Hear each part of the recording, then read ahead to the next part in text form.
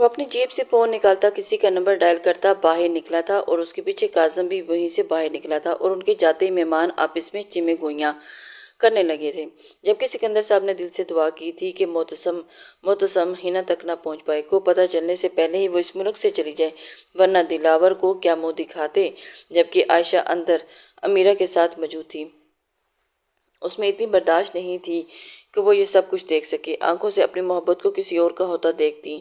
اسی وجہ سے وہ روم میں آ گئی تھی امیرہ کے پاس، وہ اپنے دل کو بہت ہی کنٹرول کیے بیٹھے ہوئے تھی، لیکن وہ معتصم کے انداز دیکھ کر حیران ہوگی۔ امیرہ کو پروین بیگم نے باہر آنے سے منع کیا تھا، وہ دونوں سب سے باتوں میں انجان تھی اور اپنی باتوں میں مصروف تھی، اسے تو باہر کی کسی بھی کنڈیشن کا کچھ بھی اندازہ نہیں تھا، اس لیے پروین بیگم نے اسے باہر آنے سے منع کر دیا تھا، جبکہ آج اس کی بھی ہلدی کا ہی تھا۔ ایئرپورٹ پر ویٹنگ ایریا میں بیٹھی وہ فلائٹ کا انتظار کرتی تھی، ابھی کچھ دیر نہیں ان کی فلائٹ پرواز کرنے والی تھی، بس ایک بار وہ اپنی بیٹی کو اس سائبان تک پہنچا دے، پھر اسے کوئی فکر نہیں۔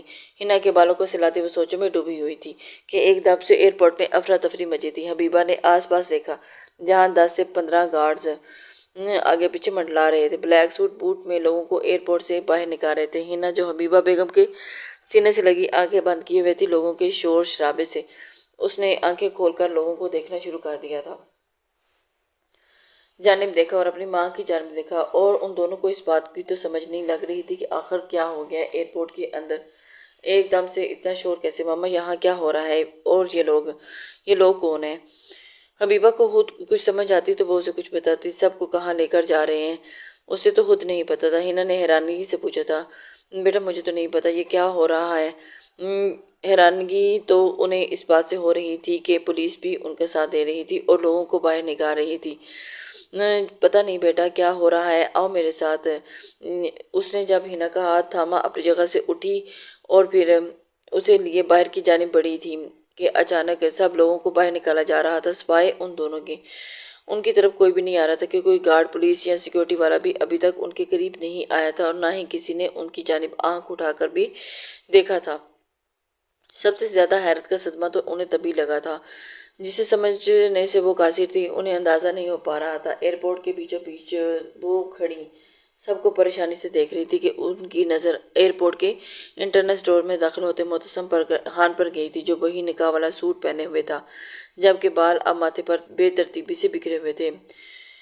وہ اس کے ماتھے پر بالوں کو چھپا رہے تھے اور ہاتھوں کی انگلیاں سگریٹ دبائے وہ بیچوں بیچ کی گہرے کش لیتا ہوا ان کی جانب ہی چلا آ رہا تھا، اور اپنے سامنے معتصم کو دیکھ کر ہنا خوف سے لرزی تھی۔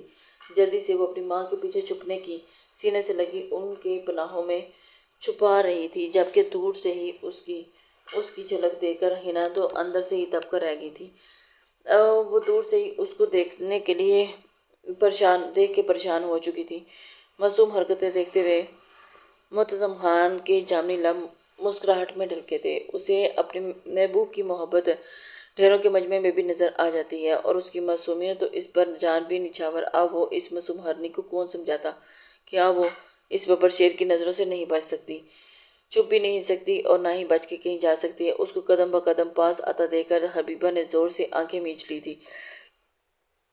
ہنا کو خود میں پیچ لیا اور وہ کیسے ان تک پہنچ گیا، ان کے یہاں تک جانے کا تو کسی کو بھی نہیں پتا تھا۔ حبیبہ یہ سوچ رہی تھی، لیکن وہ نہیں جانتی تھی کہ اپنی ریاست کا وہ بے تاج بادشاہ اپنے سر کے بالوں سے بھی زیادہ وہ کنٹیکٹ رکھتا تھا، اور اسی وجہ سے اس کی کانٹیکٹ کا حلقہ احباب اتنا زیادہ تھا کہ اسے ایک منٹ بھی نہیں لگا تھا ان تک پہنچنے میں۔ امیرہ کو ڈھونڈوانا اس کے بائیں ہاتھ کا کھیل تھا اور ان کا پتہ تو وہ کب سے کروا چکا تھا، جان بوجھ کر یہاں لیٹ آیا کہ وہ انہیں اطمینان کروانا چاہتا تھا کہ وہ یہاں سے بچ نکلے گی، اور پھر عین موقع پر انٹری مار کر ان کی امیدوں پر ایک دم سے پانی پھیرنا تھا۔ معتصم خان سے بچنا کوئی بھی آسان کام نہیں تھا۔ معتصم خان اپنے نام کا ایک ہی تھا۔ وہ چلتا ان کے قریب 2 قدم کے فاصلے پر کھڑا ہوا اور سگریٹ کا ایک گہرا کش پڑا تھا، جہاں گارڈ ہاتھوں میں گن پکڑے ان کے چاروں طرف گھیرے کی صورت نیچے کر کے کھڑے ہو گئے تھے۔ ہنا اور حبیبہ بیگم بہت ہی پریشانی کے عالم میں وہیں کھڑی، وہ سگریٹ کا دھواں کچھ دیر بعد ہوا میں چھوڑتا ہاتھ بڑھا کر حبیبہ بیگم کے سینے سے لگی ہنا کا بازو پکڑتے اسے اپنی جانب زور سے کھینچا تھا کہ وہ لہراتی ہوئی اس کے چوڑے سینے کا حصہ بنی تھی۔ تم نے کیا سوچ لیا تھا؟ مجھ سے بھاگ جاؤ گی؟ یہ کیسے ممکن ہو سکتا تھا؟ تمہاری جگہ وہ نہیں یہ ہے، یہاں پر سر رکھ کر جتنا مرضی رو لو۔ ہینا کی کمر کے گرد بازو کا حصار تنگ کرتا وہ نہایت نرمی سے کہتا، اسے خود میں بھیج گیا، جبکہ ہینا اس کی اس حرکت پر پھڑپھڑا کر رہ گئی تھی۔ معتصم خان کی محبت ہو تم؟ معتصم، میری بیٹی کو چھوڑو، حبیبہ بیگم غصے سے چلائی تھی۔ وہ آپ کی بیٹی لیکن میری ہونے والی ساسو ماں کی آواز آہستہ رکھیں، یہاں پر صرف میرے اونچا بولنے کی اجازت ہے، کسی اور کی مجھ سے اونچی آواز ہو مجھے پسند نہیں۔ ہینا کی مزاحمت کو وہ پوری طرح اگنور کیے سرد لہجے میں حبیبہ بیگم سے بات کر چکا تھا اور انہیں اپنی بھی سنا چکا تھا۔ حبیبہ بیگم تو بالکل خاموش ہو کر رہ گئی تھی۔ حبیبہ بیگم تو سوچ بھی نہیں سکتی تھی کہ وہ اس قدر ٹھنڈے لہجے پر حبیبہ بیگم گھبرائی۔ آج تو معتصم خان کے تیور ہی الگ الگ لگ رہے تھے۔ وہ والا معتصم خان بالکل بھی نہیں لگ رہا تھا جنہیں وہ بچپن سے جانتی تھی۔ حبیبہ بیگم اندر ہی اندر گھبرا چکی تھی اور وہ اب اس چنگل سے کیسے بچ پائے گی؟ اپنے سامنے موجود یہ شخص تو انہیں کوئی اور ہی لگ رہا تھا، جن کی آنکھیں سرخ اور لہجہ اتنا سر تھا کہ اگر کوئی سامنے کمزور دل کا ہوتا تو ابھی تک اس کی دہشت سے ہی بے ہوش ہو چکا تھا۔ لیکن حبیبہ بیگم مضبوط اعصاب کی مالک تھی اور سامنے حبیبہ بیگم جو اس کی اصل سے واقف تھی، اسی وجہ سے اس کا یہ انداز بھی دیکھ کر اسے شوق نہیں لگا تھا۔ شاید اسی لیے ابھی تک اس کے سامنے ٹکی ہوئی تھی اور اس کے ٹکی رہنے کا بھی ایک الگ ہی جواز تھا۔ مجھے پلیز چھوڑیں، مجھے اپنی ماما کے پاس جانا ہے۔ ہینا اس کا ہاتھ اپنی کمر سے ہٹانے کی کوشش کرتی ہوئی اسے روتے ہوئے بولی تھی۔ صبح سے رونے سے اس کی نیلی آنکھوں کے پپوٹے سوج چکے تھے، جبکہ آنکھوں میں سرخی چھائی تھی۔ ناک رونے سے سرخ ہوئی ہوئی تھی اور سرخ لب ہلکے ہلکے پھٹے ہوئے تھے اور پڑپڑا بھی رہے تھے اور اس کے کنارے پر چمکتا وہ تل اس کے رونے سے بھی رو رہا تھا۔ معتصم خان، اس نے اس کی جانب دیکھتے ہوئے ہاتھوں میں دبی سگریٹ کو نیچے فرش پر پھینکا تھا اور اس کے چہرے پر بکھرے بالوں کو ہاتھ سے سلجھاتے اس کے کانوں کے پیچھے سیٹ کیے تھے۔ پھر اس کی جانب دیکھتے ہوئے اسے اپنے سامنے کھڑا کیا۔ ہینا، تمہیں سمجھ ہی نہیں آتا، میں تم سے محبت کرتا ہوں۔ تھوڑی کے اوپر اٹھا کر اس کے چہرے کے مقابل کیا تھا اور اسے اور تمہیں ہمیشہ انہی باہوں میں رہنا ہے اور اس لیے ان کی عادت ڈالو۔ اور کیا سوچ کر تم مجھ سے دور جا رہی تھی؟ ہینا کی نیلی نم آنکھوں میں اپنی سرخ بھوری آنکھیں گاڑتا وہ مانی ہیجی سے بولا تھا۔ ہینا تو اندر سے ہی ڈر کر رہ گئی تھی۔ ہینا اور کیسے وہ اس سنگ دل کے ساتھ زندگی گزار سکتی تھی؟ اسے تو اس کی شخصیت دیکھ کر ہی اندر سے ہل گئی تھی۔ تم دنیا کے آخری کونے میں بھی چلی جاتی تو معتصم خان تمہیں وہاں سے ڈھونڈ لیتا، اس لیے مجھ سے بھاگنا فضول ہے۔ مس ہینا، اب خاموشی سے اور پیار سے یہاں سے چلنے کی تیاری کرو۔ فضول ہے تمہاری یہ مزاحمتیں اور ان کو کرنے کی کوشش بھی مت کرنا، تمہاری میرے آگے ایک بھی نہیں چلنے والی۔ اور اس کی تھوڑی کو سہلاتا وہ جنونی ہیجی سے بولا تھا کہ ایک پل کو ہینا کا وجود کانپ سا گیا تھا۔ وہ کہاں پھنس گئی تھی؟ اس وقت اسے شدت سے اسے بھائی کی یاد آئی تھی۔ اگر وہ یہاں ہوتا تو اس آدمی کا حشر بگاڑ کر وہ اسے یہاں سے لے جاتا، لیکن وہ کیسے آتا جو ان سب باتوں سے انجان پیرس میں بیٹھا ہوا تھا، اپنی بہن کے حال سے ہی انجان تھا، یا پھر وہ کیسے پہنچ پاتا تھا؟ ہینا تو اندر ہی اندر دہل کے رہ گئی تھی اور یا اسے رکھا گیا تھا، وہ کیسے جان پاتا؟ اور جب اسے پتہ چلنا تھا وہ کیا قہر برپا کرنے والا تھا، یہ تو وقت ہی بتانے والا تھا۔ دیکھو معتصم، یوں زبردستی رشتے نہیں بنائے جاتے۔ حبیبہ بیگم نے اس کی جانب متوجہ ہوتے ہوئے اسے یہ بات بڑے پیار سے بولی تھی۔ کیا پتا جو بات غصے سے نہیں بن رہی پیار سے ہی بن جائے۔ حبیبہ بیگم نے ایک اور مہرہ گرانے کی کوشش کی تھی۔ میں بھی رشتوں میں زبردستی کا قائل نہیں ہوں، لیکن اس لیے اپنی بیٹی کو سمجھا دے اپنی پوری رضامندی سے مجھے قبول کر لیں، کہتا وہ ہینا کو ایسے ہی اپنے ساتھ لگائے وہاں لگے بینچ پر لے کر بیٹھا تھا اور دوسرے ہاتھ میں جیب سے فون نکال کر ایک نمبر ڈائل کیا تھا، جبکہ حبیبہ بیگم اس کی کال سن کر ہی حیران رہ گئی تھی۔ یہ کیسا انسان تھا؟ حبیبہ بیگم تیزی سے چلتی ان کے پاس آئی تھی اور پھر معتصم، بیٹا میری بات سمجھنے کی کوشش کرو، تم کیوں زبردستی کرنے پر تلے ہوئے ہو؟ لیکن معتصم خان، کہاں ہوں؟ بھاری اسد آواز میں پوچھا گیا۔ آگے سے نہ جانے کیا جواب دیا گیا تھا۔ ہاں، آ جاؤ اندر، معتصم نے کہتے ہی موبائل واپس جیب میں ڈالا تھا۔ حبیبہ، ابھی قاضی آئے گا ہمارا نکاح کروانے، تو چپ چاپ قبول ہے کہنا اور پیپر پر سائن کر دینا۔ کمر سے مزید اسے خود میں پیچھتا ہوا گویا ہوا، جیسے اب ایک پل کی دوری بھی برداشت نہیں تھی اسے، اور وہ اسے ایک پل کے لیے بھی دور نہیں کرنا چاہتا تھا۔ اسی لیے اس نے ایئرپورٹ پر ہی اپنے نکاح کروانے کا سوچ لیا تھا۔ نہیں، میں آپ سے شادی نہیں کرنا چاہتی، ہینا بے بسی سے بولی تھی۔ شادی تو تمہیں مجھ سے ہی کرنی ہوگی، اور تم مجھ سے شادی کیوں نہیں کرنی تمہیں؟ معتصم بنا غصہ کیے پھر سے آگے سے بالوں کو اس کے کانوں کے پیچھے کرتے ہوئے بولا تھا، کیونکہ میں آپ کو پسند نہیں کرتی۔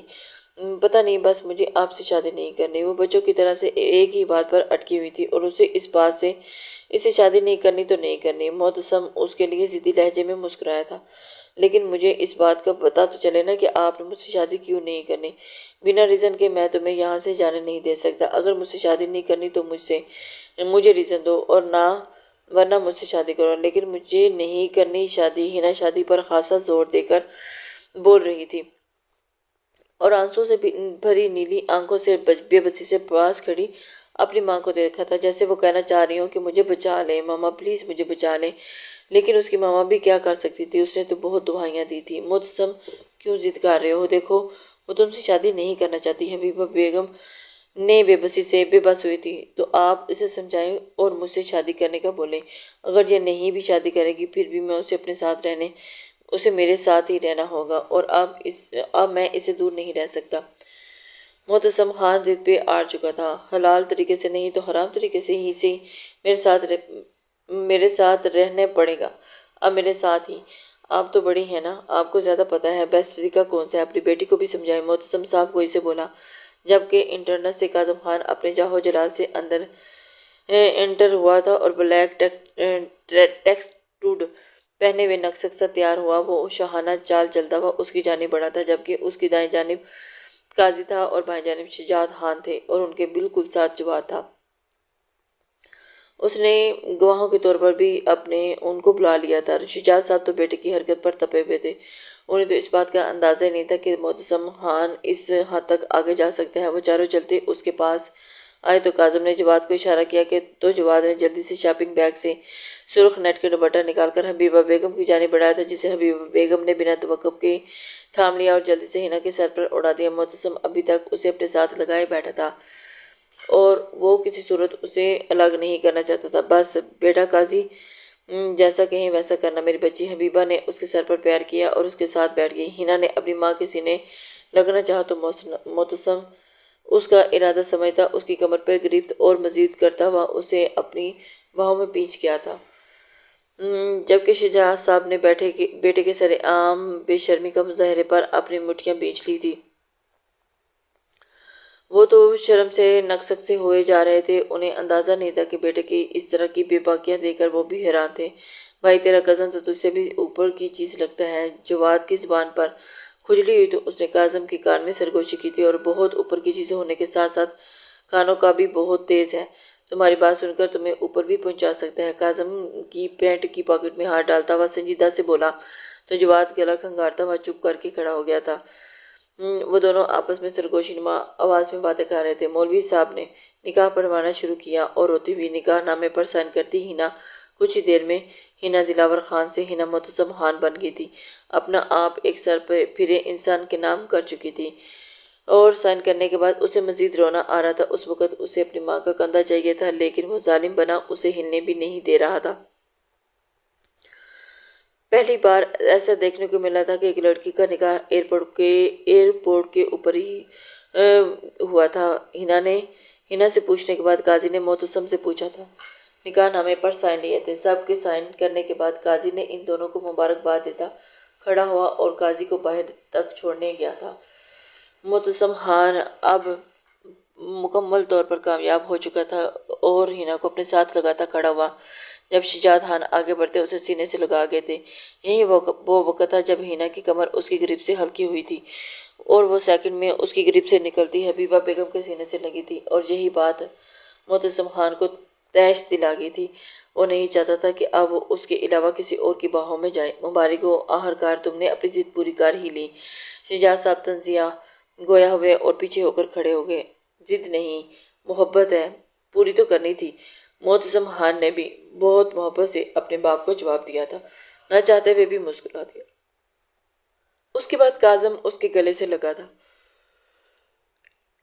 نکاح مبارک ہو کمینے انسان، کاظم لاسٹ میں دانت پیستا ہوا بولا تھا۔ کمینگی بھی تو تم سے ہی سیکھی ہے۔ معتصم بھی ڈھیٹ تھا اسی کی طرح کا، اس نے بھی دو بدو جواب دیا تھا اور دانت پیس کر بولا، چل اب چلتے ہیں یہاں سے، اس سے پہلے کہ تو کل کی بریکنگ نیوز بن جائے۔ کاظم کہتا ہوا باہر کی جانب بڑھا تھا۔ حبیبہ بھی ہنا کو ساتھ لگاتی ہوئی کاظم کے پیچھے ہی چل دی تھی۔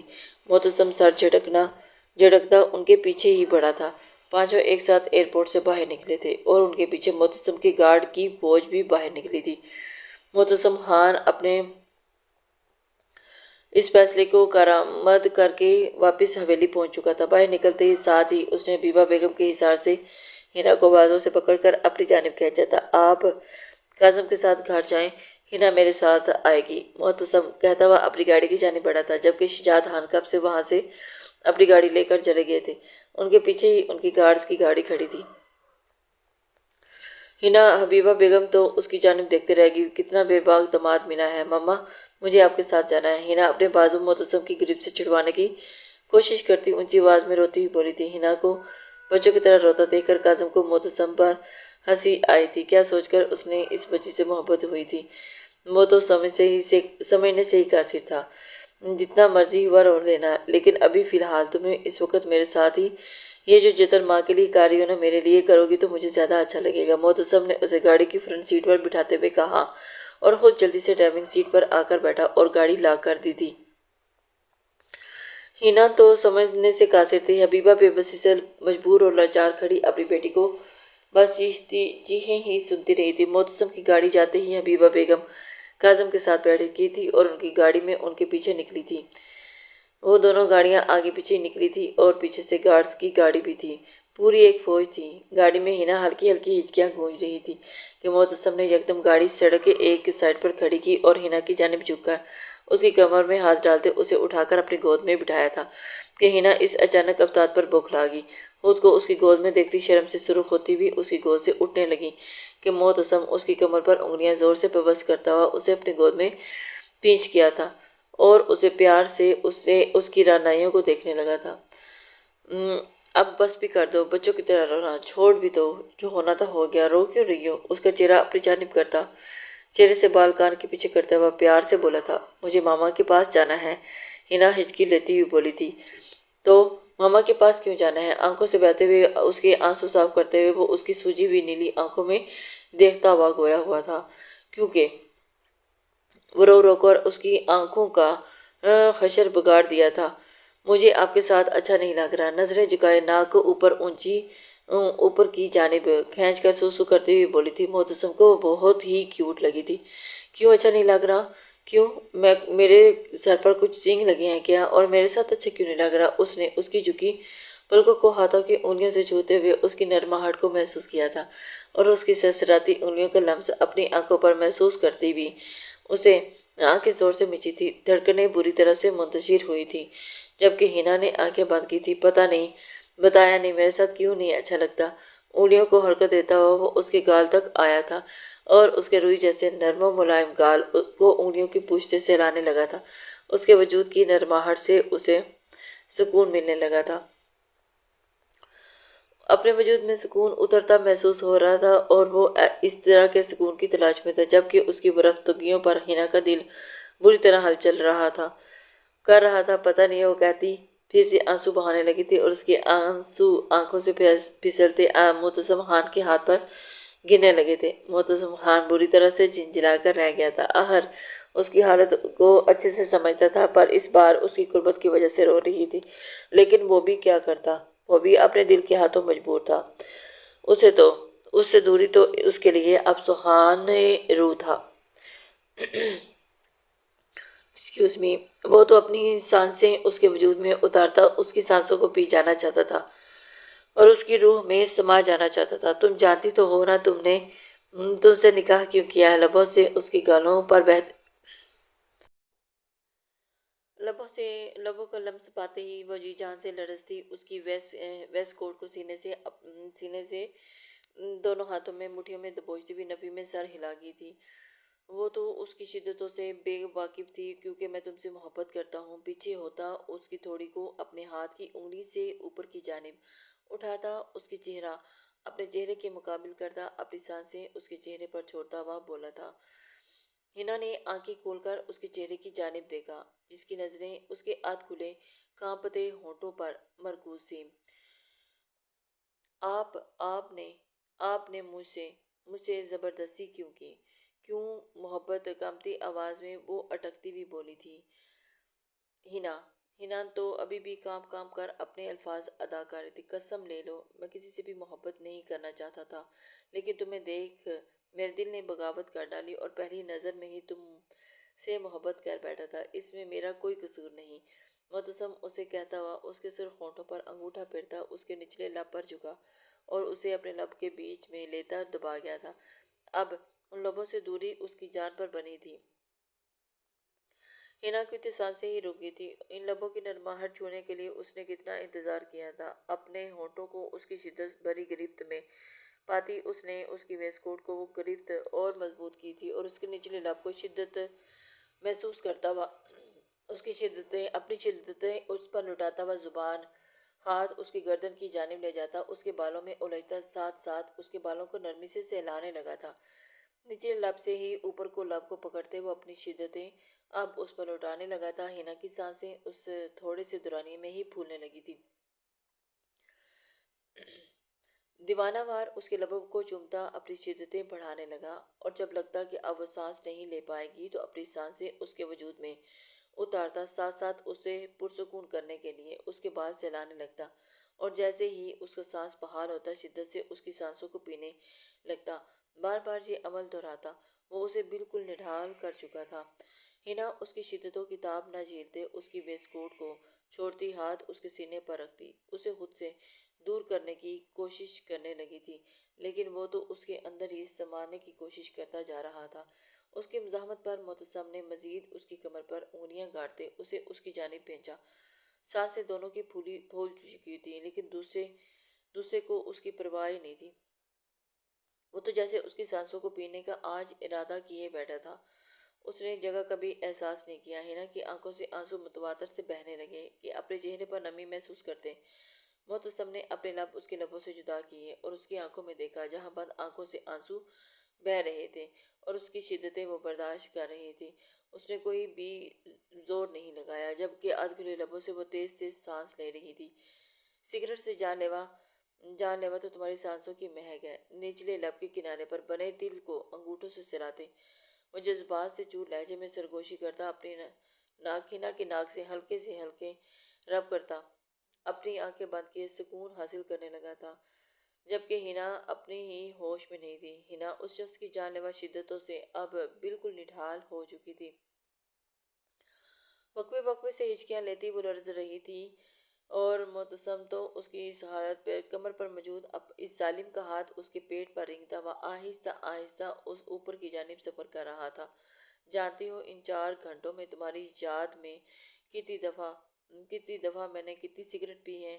لبوں سے اس کے ناک کو نوک سے چومتا اپنے لبوں کو نیچے سے ہونٹوں کی جانب ٹریس کیا تھا۔ پورے 101 سگریٹ میں نے اپنے سینے، دل اور ہونٹوں کو جلایا، کہتے اس نے اس کی بلائی لب پر اپنے لب رکھے تھے۔ ہنا نے اس کی آنکھوں میں اپنی آنکھیں زور سے میچتے ہوئے اس کے سینے پر ہاتھ رکھا اور تیزی سے مارتی ہوئی خود کو چھڑوانے کی کوشش تیز کر دی تھی۔ اور ایک وقت میں 101 سگریٹس پینا انسانی جان کے لیے کتنی نقصان دہ ہیں، جانتی ہو؟ بلائی لب سے سرکتے نچلے لب کو اپنے لبوں میں قید کر گیا تھا، اور وہ اس سے بتانا چاہتا تھا کہ وہ اس سے کس قدر محبت کرتا ہے۔ نہیں جانتی، اسی لیے تو مجھ سے دور جا رہی تھی۔ اس کے پیٹ کو انگلیوں سے دبوچتے وہ اتنی شدت سے بولا کہ ہنا کی سانسیں اکھڑنے لگی تھی۔ تم کیوں جاننا چاہو گی؟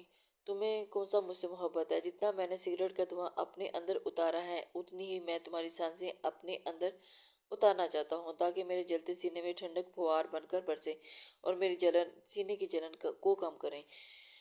اس کی اس حرکت پہ تو ہنا اندر سے دل ملا کر رہ گئی۔ اس کی گردن پر اپنے ہاتھ میں بڑھتے اس کے سیاہ دل پر زور سے جھکا اور زور سے اس پر دانت گاڑ دیے تھے۔ کتنی ہی دیر وہ اس دل پر جھکا پر اپنے دانتوں سے ظلم ڈھاتا رہا کہ ہینا کے ایک دم سے بے جان ہوتے وجود کو محسوس کر کے اس نے سر اٹھا کر اس کی جانب دیکھا جو اس کی باہوں میں جھولتی اپنے ہوش و حرص بیگانہ ہو چکی تھی۔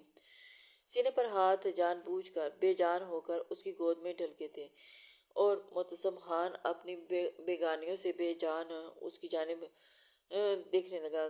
گالوں پر آنسوں کے قطرے ٹھہرے ہوئے تھے، ہونٹوں کے کنارے پر گول دانتوں کے نشان صاف واضح ہو رہے تھے اور اس حصے کو مکمل سرخ کر چکے تھے۔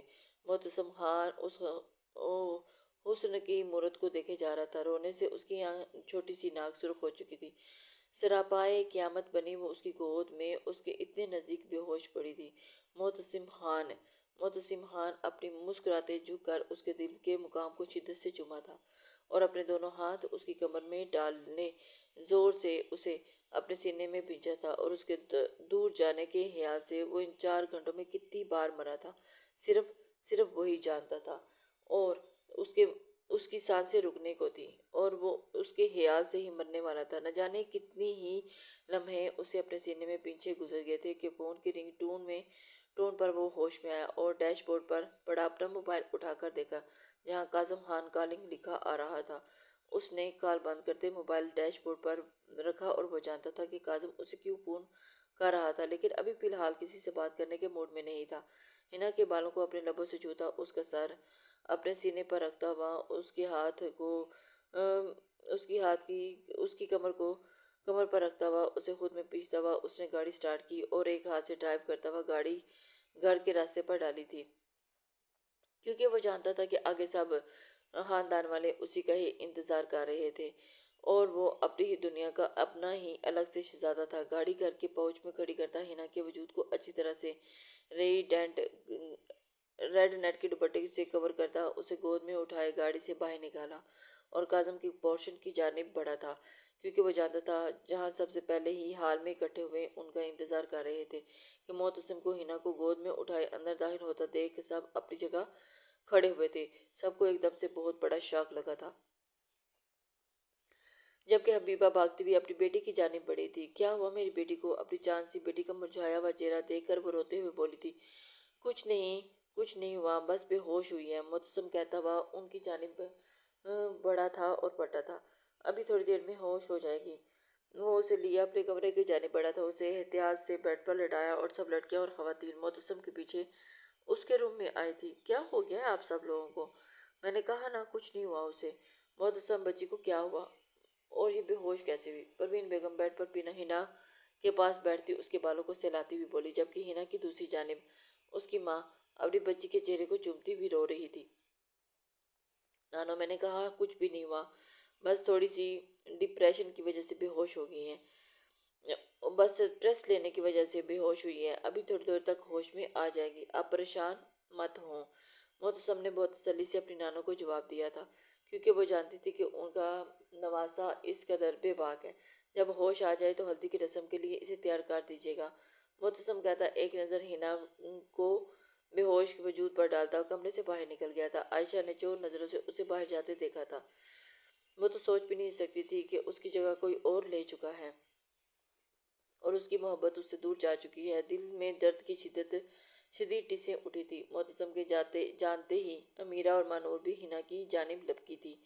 امیرہ کو اپنی معصوم کزن کو دیکھ کر دکھ ہوا تھا۔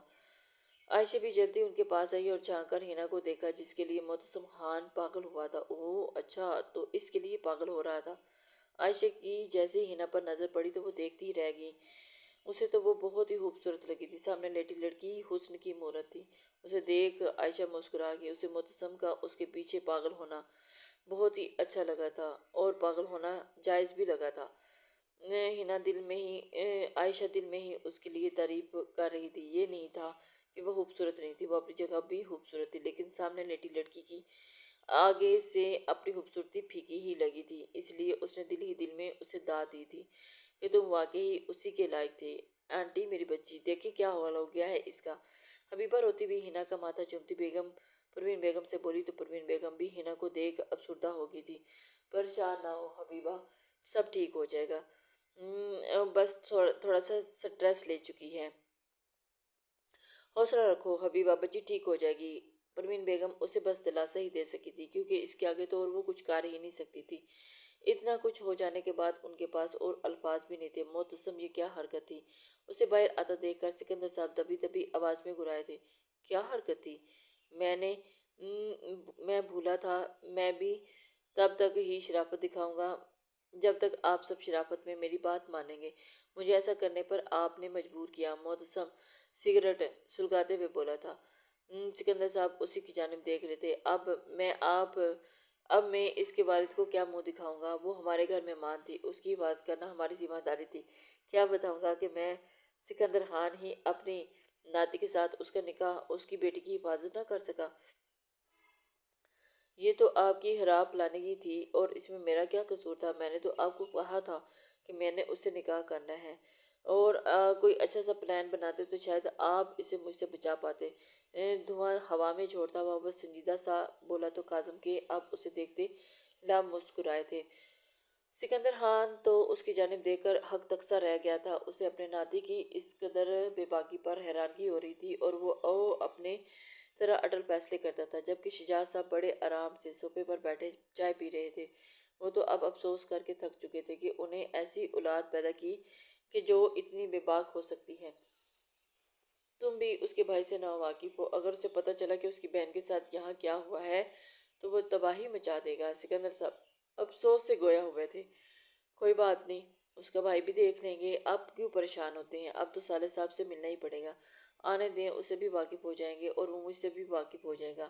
اب میں مزید اس حوالے سے کوئی بات نہیں کرنا چاہتا، نہ ہی سننا چاہتا ہوں۔ فنکشن کی تیاری کریں صاحب، معتصم کہتا وہاں سے چلا گیا۔ کاظم بھی سب کو ایک نظر دیکھتا اپنے کمرے کی جانب چلا گیا تھا۔ معتصم نے اتنا رائتہ جو بکھرا ہوا تھا وہ پھیلاتے ہوئے سب سمیٹا تھا، کیونکہ شام کو فنکشن تھا کاظم اور امیرہ کی ہلدی کا، اور اس فنکشن کو انجوائے کرنا تھا، لیکن معتصم کی وجہ سے سب بوکھلائے ادھر ادھر گھوم پھر رہے تھے۔ دوسری طرف ہینا بھی بے ہوش پڑی تھی، اسے اتنا سٹریس ہوا تھا کہ ابھی اسے ہوش ہی نہیں آ رہا تھا۔ لسنرز، امید کرتی ہوں کہ آپ کو یہ ایپیسوڈ پسند آئے گا۔ اپنے کمنٹس اور لائک ضرور دینا۔